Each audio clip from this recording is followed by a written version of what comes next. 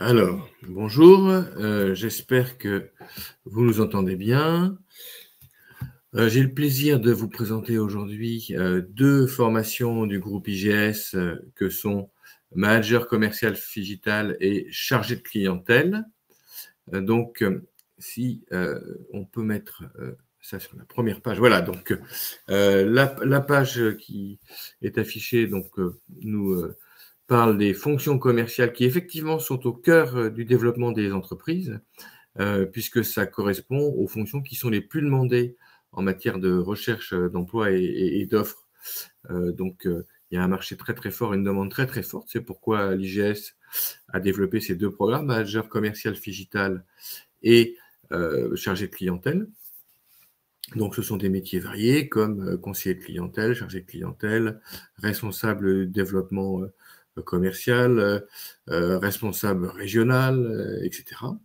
Avec des rémunérations qui sont de plus en plus importantes, notamment avec des fonctions comme le Customer Success Manager, qui est très en vogue, beaucoup d'opportunités, donc plus de 50% de recrutement en 2021. Donc tout ça pour vous dire que une formation sur ces thèmes est tout à fait pertinente.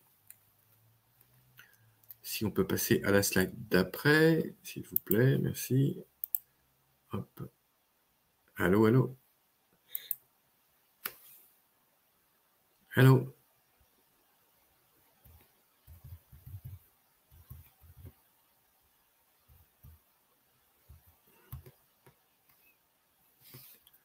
Alors.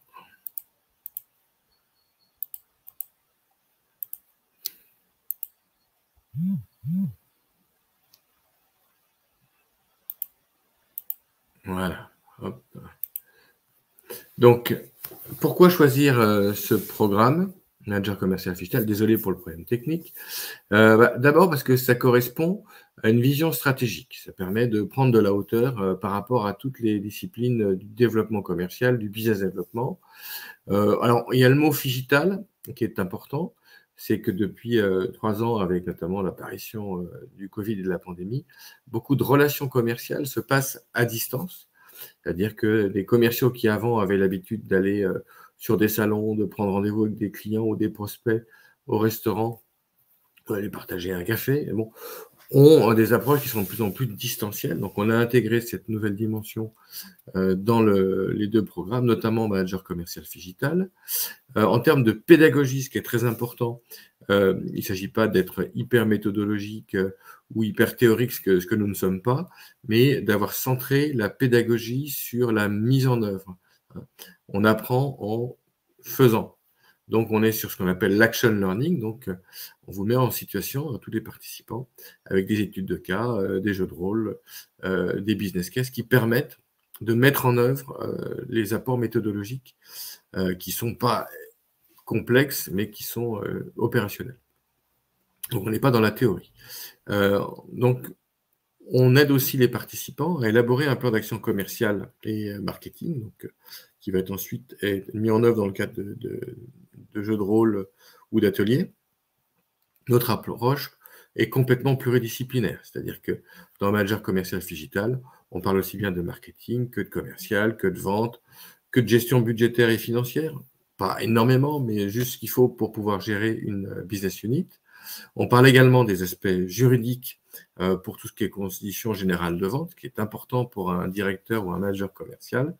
Et puis évidemment du comportement des clients ou des consommateurs, qu'on soit en B2B ou en B2C, sachant qu'on traite aussi bien le grand public que les marchés professionnels. Et il y a tout au long de la formation, qu'elle soit en DLA, donc Digital Learning Experience, ou en présentiel, un accompagnement individualisé qui permet à nos participants d'être accompagnés et de se sentir exister, si je puis dire. Alors, quels sont les atouts pour ce programme? Pour l'entreprise, c'est clair qu'il y a beaucoup d'apports qui sont conséquents.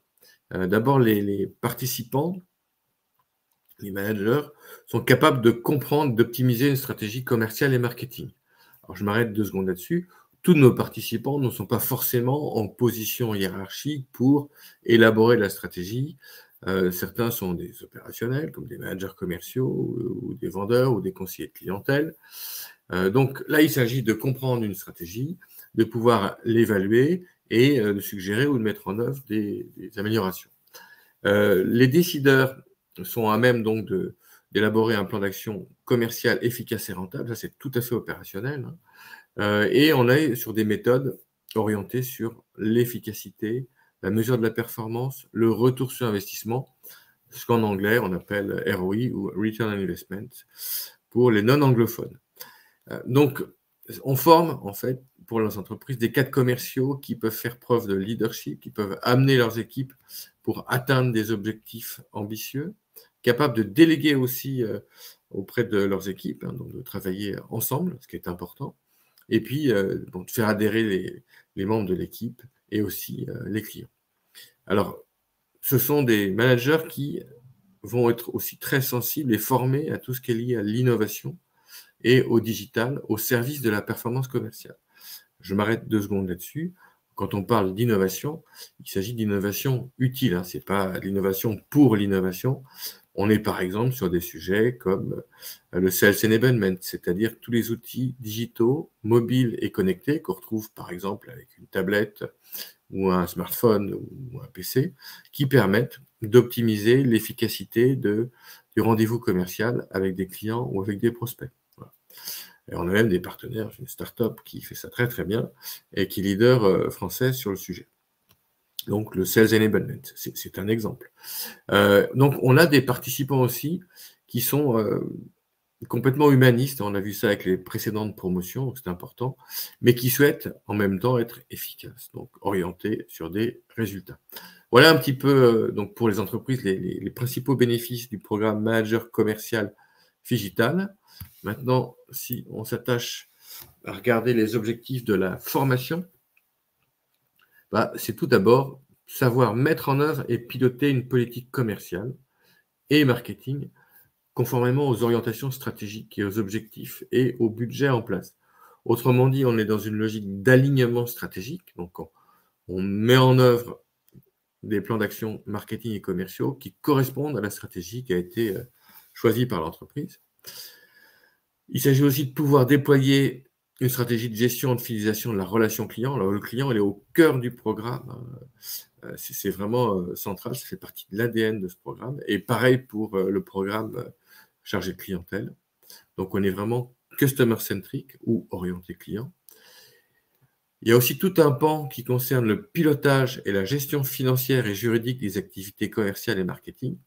Alors, c'est un bloc, c'est le bloc 4, ça fait environ 5 jours, et ce n'est pas le but de former des managers commerciaux à la finance ou à la gestion, c'est juste de leur donner des bases ou de les réconforter sur ce qui concerne le management d'une business unit. Voilà, donc on n'est pas dans la finance pour spécialistes, c'est de la finance pour des gens qui doivent gérer une force de vente, un budget marketing ou commercial. Ensuite, le dernier point, c'est le management, donc, qui concerne l'animation des équipes commerciales et ou marketing, s'il y en a, dans un esprit de performance, évidemment, mais aussi dans un esprit de collaboration et d'intelligence relationnelle, ce qui sont des aspects qu'on a beaucoup développés avec les promotions précédentes, et ça fonctionne bien. Donc, il y a le côté humaniste qui doit être prégnant dans toutes nos formations. Alors, dans Manager Commercial Figital, il y a 5 principaux blocs de compétences qui eux-mêmes sont subdivisés en modules de formation. Donc, le tout faisant environ 45 jours, si ma mémoire est bonne. Donc, le premier qui est fondateur, hein, c'est tout ce qui concerne les fondamentaux de la stratégie marketing et commerciale. Tous nos participants n'ont pas forcément eu l'occasion dans leur parcours d'élaborer une stratégie commerciale et marketing. Donc, on leur donne les bases ou alors on donne des compléments d'information pour ceux qui l'ont déjà fait. Donc, ça permet aussi d'être bon sur la partie stratégique. Donc, ça, c'est assez fondateur. Deuxième bloc, qui va de pair avec le premier, mais qui est la prolongation, je dirais, opérationnelle, c'est l'optimisation de la relation client. Et en gros, la relation client, pour faire simple, ça fait 100% du chiffre d'affaires. Eh oui, c'est important. Et 100% du chiffre d'affaires sur deux disciplines ou deux domaines, j'allais dire. Bah, d'abord, conquérir, donc la conquête client, et deuxièmement, fidéliser les clients. Voilà. Donc ça fait 100% du chiffre d'affaires. Donc c'est un bloc qui est très très important, on y reviendra plus tard. Troisième bloc, tout aussi important, une fois qu'on a élaboré une stratégie, qu'on a travaillé sur la relation client, bah, il faut mettre en place un plan d'action commerciale et marketing, donc qui est absolument fondamental, très opérationnel, où là, on va encore une fois être pluridisciplinaire, hein, parce qu'il y a du marketing, de la relation client, du commercial, de la vente, de l'animation d'équipe. Quatrième bloc, j'en ai parlé brièvement tout à l'heure, donc c'est tout ce qui concerne le pilotage d'une business unit, hein, comment gérer un budget quand on est directeur commercial ou directeur des ventes, comment gérer aussi les risques, comment vérifier que les conditions générales de vente soient bien carrées d'un point de vue juridique, et puis surtout quand on ne sait pas, bah, savoir quand est-ce qu'il faut déléguer et par exemple prendre les conseils d'un juriste spécialisé dans le droit commercial. Cinquième point, tout ce qui concerne l'animation et le management des équipes commerciales et marketing. C'est fondamental, surtout, comme je l'ai dit tout à l'heure, dans un univers qui devient de plus en plus digital, donc on voit converger les canaux physiques avec les canaux digitaux, et là, il faut apprendre à gérer des relations à distance, donc c'est très important, sachant que dans une force de vente, on peut en avoir qui sont au bureau, d'autres qui sont sur le terrain, d'autres qui sont en mouvement. Bref, l'animation et la gestion et le management des équipes devient de plus en plus complexe. Voilà pour les 5 grands blocs. Alors, n'hésitez pas à nous poser des questions si vous le souhaitez. Il y a un fil sur Livestorm. Vous pouvez poser vos questions en ligne et j'y répondrai au fur et à mesure. Le bloc 1, pour rentrer dans le détail de la partie des fondamentaux de la stratégie marketing et commerciale. Donc, bien sûr, on va réfléchir autour du comportement du consommateur, hein, qui est aussi bien consommateur client B2B et B2C, hein, aussi bien grand public que sur les marchés professionnels. Travailler aussi sur tout ce qui concerne l'intelligence business, c'est-à-dire la BI, la veille commerciale et concurrentielle, et apprendre à lire, à interpréter, analyser, exploiter, voire mettre en œuvre des études marketing. Grande spécificité aussi du programme Manager Commercial Digital, on a un spécialiste de l'intelligence artificielle dédié aux métiers commerciaux. Donc, c'est absolument central aujourd'hui parce que l'IA nous aide beaucoup et donne des gains de productivité importants pour les opérationnels, les managers, mais aussi les entreprises. Établir un diagnostic et élaborer une stratégie commerciale et marketing, c'est central aussi dans la formation parce que toutes les stratégies ne sont pas forcément les plus efficaces possibles et donc il faut savoir poser un diagnostic puis ensuite mettre en place des actions correctives. Donc, ça fait partie des outils qu'on apporte à nos participants. On regarde aussi tout ce qui concerne la marque, ce qu'on appelle le branding et les stratégies de marque, c'est important. Alors, en général, nos participants sur ce programme-là, Manager Commercial Digital, et même sur l'autre, là, sur le programme conseiller de clientèle, ne sont pas tous, c'est même rare, en position de travailler sur le branding en tant que manager. C'est pas eux qui décident du branding, mais doivent l'intégrer dans la démarche commerciale et marketing. La stratégie de niche, c'est central depuis qu'on a vu que les grands investissements sur des stratégies de marketing de masse, je dirais, sont peu rentables ou difficilement rentables. Et donc, il s'agit en fait de pouvoir élaborer des stratégies de marche pour aller vers ce qu'on appelle l'océan bleu, notamment, c'est-à-dire pouvoir attaquer des segments de marché qui sont relativement vierge, voilà, où il y a plus de marge de progression pour les marketeurs et qui permet aussi d'être moins coûteux sur les moyens de promotion. Alors, un sujet qui m'est cher, parce que j'ai fait ma thèse de doctorat là-dessus, c'est tout ce qui est lié au marketing digital et social, c'est comment rentabiliser les investissements, par exemple, sur une communauté digitale. Voilà. Alors, il y a beaucoup d'exemples qui sont connus en France, comme la communauté de Leroy Merlin pour le bricolage, ou Kiloutou pour les spécialistes du second offre, ça s'appelle Wikimat, cette communauté. Casino, on avait fait une, il s'appelait C'est vous. Puis aux États-Unis, on a Sephora avec Beauty Insider.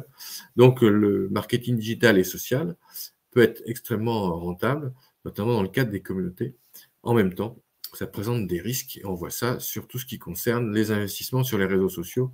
On peut vite se retrouver avec des bad buzz. Donc, on apprend à nos participants à gérer ça. Et puis, notamment, à gagner de l'argent avec ce qu'on appelle le social selling. Chose importante. Comment optimiser la relation client? Donc, conquête et fidélisation. Toujours 100% du chiffre d'affaires. Donc, élaborer une stratégie de conquête et de fidélisation, donc qui est la déclinaison fine de la stratégie globale de l'entreprise, dans une logique de l'alignement stratégique. Le CRM aussi, pour améliorer la connaissance client.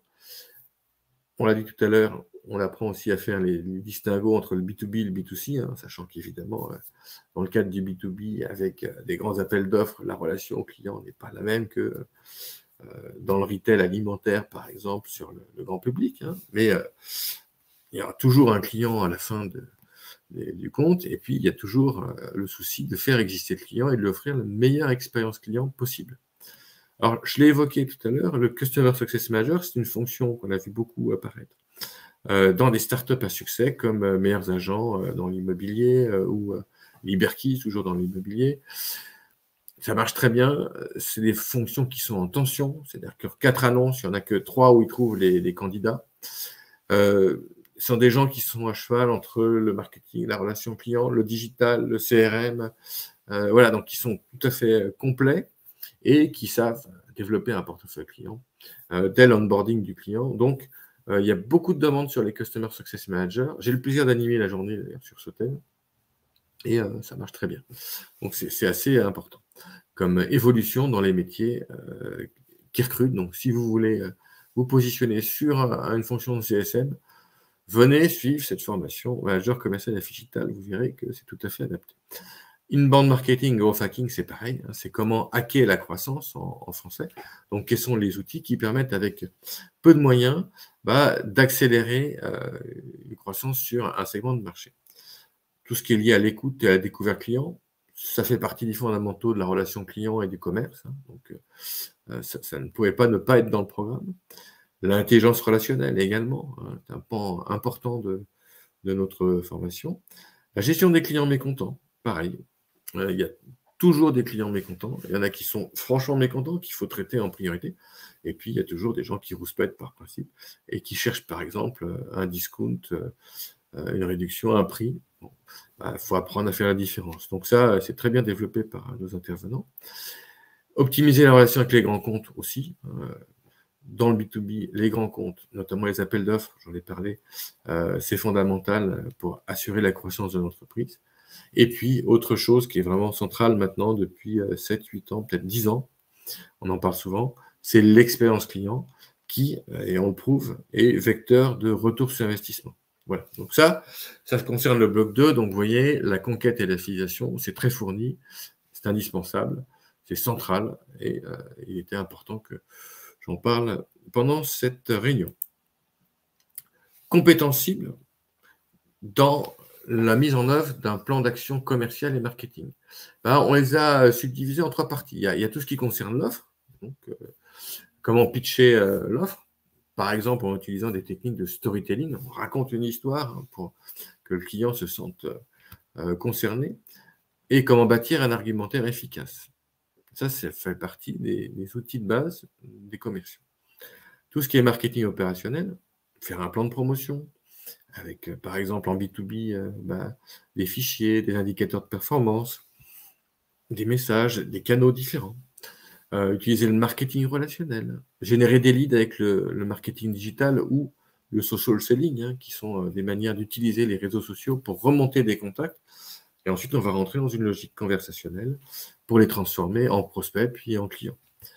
Puis ensuite, la troisième partie des compétences clés, c'est tout ce qui est lié à la commercialisation pure. Donc, savoir élaborer et mettre en œuvre un plan d'action commercial. Comment aussi revisiter la prospection et faire en sorte que la prospection soit beaucoup plus dynamique. En France, il y a un vrai souci sur la conquête, où les entreprises sont plus orientées sur la fidélisation des clients avec des programmes relationnels, mais les vrais conquérants dans les forces de vente sont des gens qui s'arrachent à prix d'or parce que ce sont des profils assez rares. Donc, si vous avez un profil de conquérant, profitez-en, venez chez nous et vous verrez que vous n'aurez pas de mal à trouver un poste. Les nouvelles solutions mobiles, digitales et connectées, je les ai évoquées tout à l'heure, hein, c'est ce qu'on appelle le self-enablement dans un autre langage. Donc, c'est les outils mobiles, digitaux et connectés, comme les tablettes, les smartphones et les PC, certains PC, qui permettent de revisiter le rendez-vous commercial, notamment en n'étant pas face à face, mais côte à côte et en laissant la main au client ou au prospect sur des outils de démonstration en ligne, etc. Donc, c'est vraiment très important dans le package d'un commercial. Tout ce qui est lié aussi à l'international, parce qu'il y a beaucoup de commerciaux qui rêvent d'aller vers l'international, le grand export, donc ça, c'est traité dans le programme. Et puis, un sujet qui est un éternel dilemme pour les entreprises et notamment les directions marketing et commerciales, c'est comment rentabiliser les investissements sur les salons.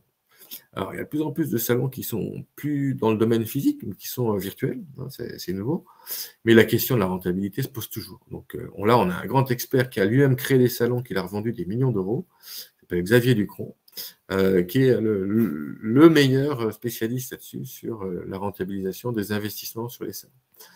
Et enfin, toujours sur les compétences, sur les plans d'action commerciale, savoir négocier de manière responsable, c'est-à-dire éthique, hein, en respectant l'autre. Il y a beaucoup de métiers, notamment dans la grande distribution, où les négociations se font en fonction de la puissance des enseignes, qui écrasent un petit peu leurs fournisseurs, leurs sous-traitants. Donc là, il s'agit de respecter un peu plus les interlocuteurs et de négocier de manière responsable, donc en garantissant l'intérêt des deux parties. C'est important, ça fait partie de l'éthique du programme et qui est cher à l'IGS. Voilà pour ce qui concerne ce troisième bloc. Le quatrième bloc, c'est tout autour des compétences liées à la performance financière et à la gestion des risques. Alors, on l'a dit, hein, comment je pilote une BU commerciale quand je suis manager commercial ou chef des ventes, comment j'analyse les coûts et le pricing. Est-ce que mon pricing est bien fixé? Est-ce qu'il faut vendre plus cher, moins cher? Est-ce que je suis au bon prix? Est-ce que psychologiquement le pricing est bien pensé? Ça, c'est important.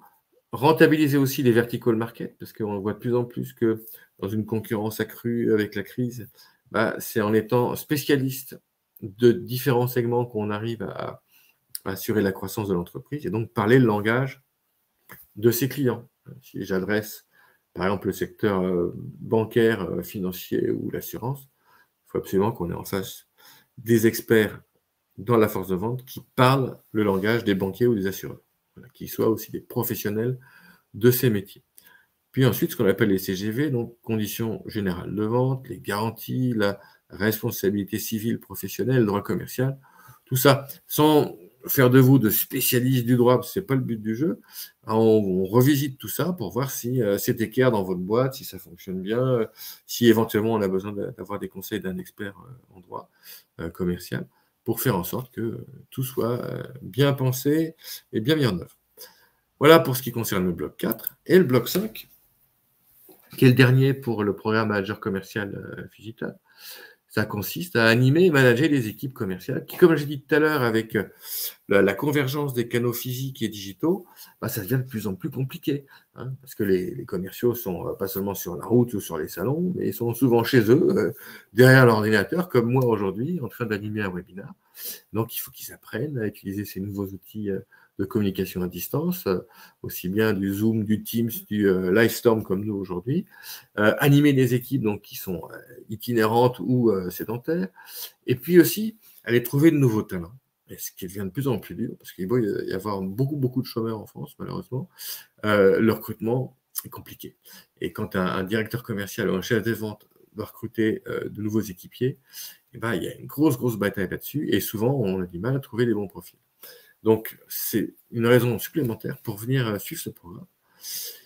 Mieux gérer la politique de rémunération, ça aussi, hein, il y a des commerciaux qui sont en sous-performance parce que certains variables, par exemple, sont plafonnés.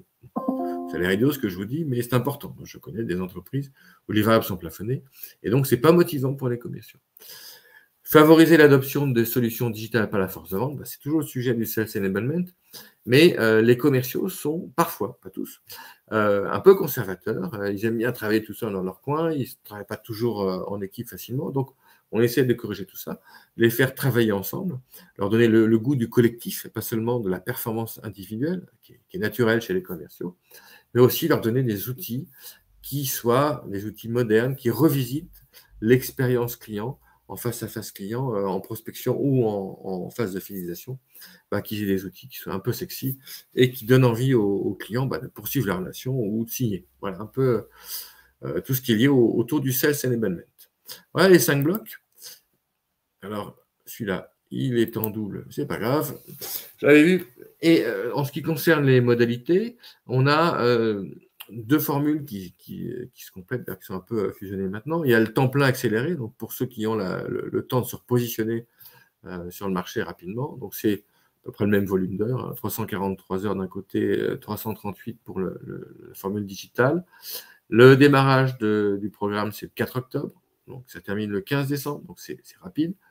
Le tarif, c'est 9 800 €, donc c'est extrêmement compétitif par rapport à la qualité du programme, aux 45 jours qu'on a déployés, et puis à la qualité des intervenants, si vous regardez la concurrence. Et puis, il y a une formule qui est un grand succès, parce qu'il y a beaucoup de gens qui n'ont pas forcément le temps de venir chez nous en présentiel, en immersion complète.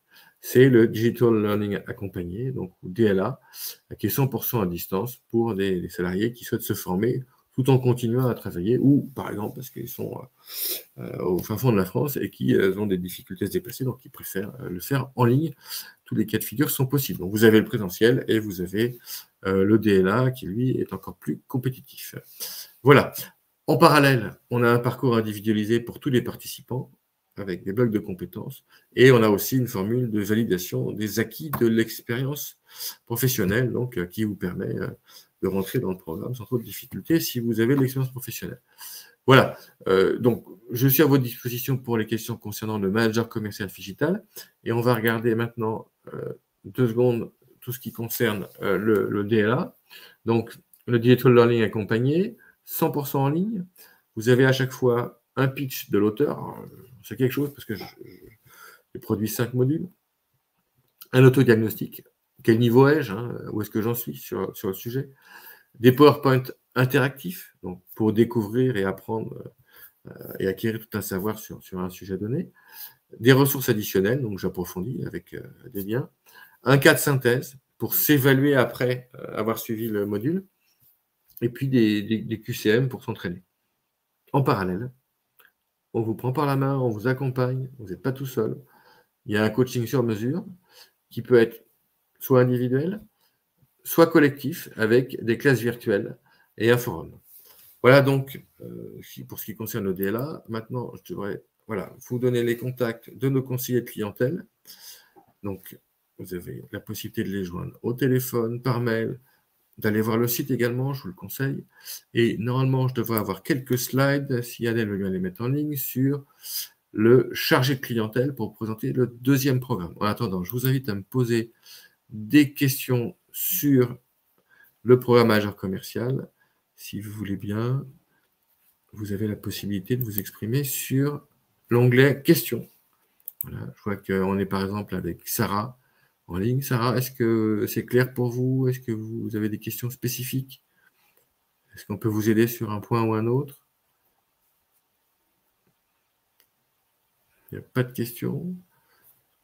Bon, écoutez, si j'étais super clair, tant mieux.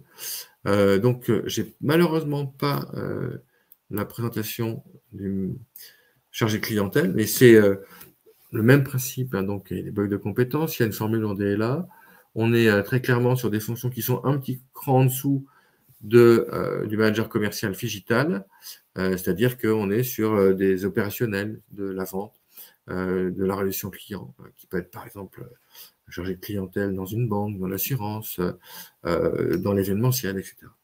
Et on est à peu près sur les mêmes matières, donc il y a des apports sur le commercial, la relation client, le digital et tout ce qui concerne donc le management commercial.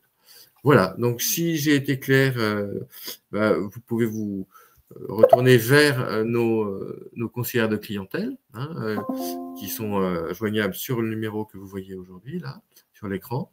Et puis, sinon, vous pouvez m'adresser des questions je suis joignable et vous pouvez demander mes coordonnées à nos amis de l'IGS. Voilà, j'espère que cette réunion vous a permis d'en savoir plus. Je vois qu'il y a une question dans le chat. Merci Sarah. Donc on espère vous avoir parmi nous dans la prochaine rentrée. Merci à toutes et à tous et je vous souhaite une bonne fin de journée. Au revoir.